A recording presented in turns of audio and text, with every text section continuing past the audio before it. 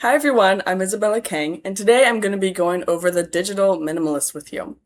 So for my speech, I've got two main parts. I have my introduction and then I've got my body. And for my introduction, I have my attention getter, my relevancy statement, and then my credibility statement.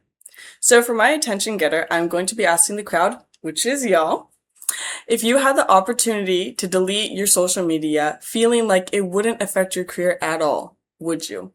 And I use the word feeling like or knowing like because today we're going to go over whether it actually is the case that you can delete your social media and still have a successful presence online.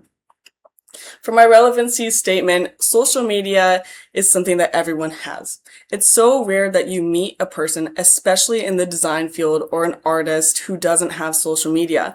And if they don't, then you usually say something along the lines of, wow, good for you. I could never do that. And for me, I would love to delete my social media, except as a designer, I feel like I can't because where would my presence be? Today, we're so encouraged to have an online presence, it's hard to delete anything that gives you that. For my credibility statement, I'll be going over the commentary. So things such as views and comments from your family, your friends, or previous and current coworkers.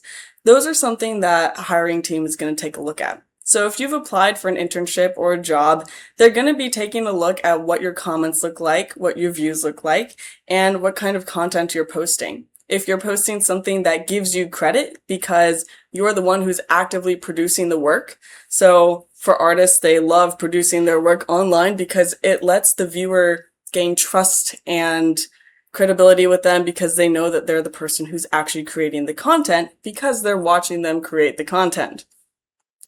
For the main body of my presentation, I'm going to be going over the history of where social media started and how it became such a big platform for creatives and for designers to gain job opportunities. And then I'm going to be going over my second main part, which is how successful designers became successful even though they didn't have a social media presence. So I'm going to be talking about the Apple team, which are people that I'm actually personally familiar with. They don't have social media. You can try to look up every Apple designer and they don't have a social media because they're the kind of person who wants to be fully locked in during the week, 9 to 5 jobs, and then on the weekend, they just want to go hiking or they want to go mountain biking, anything that's not online. And that is the preview for my speech. So thank you so much for tuning in.